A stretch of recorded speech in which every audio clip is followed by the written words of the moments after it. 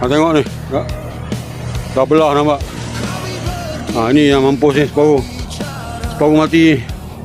Bayangkan nak pikul lagi daripada hutan bawa balik. Dan nak jual ni. Nak jual ke 300 macam apa jual ni plastik mebong mana boleh bang. Itulah orang tak faham. Inilah susah dia bang. Nak bawa balik, nak pilih kayu lagi. Ini semua premium ni kayu bang. Lepas dah siap jadi merah bang di dalam tu. InsyaAllah nak potong 4 lagi ni. InsyaAllah. Okay bro. Alhamdulillah. Ini busur-busur premium yang dah siap hari ni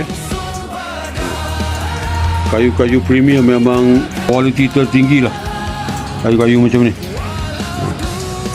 Saiz daripada 58, 36, 62, 66, 64 dan 68.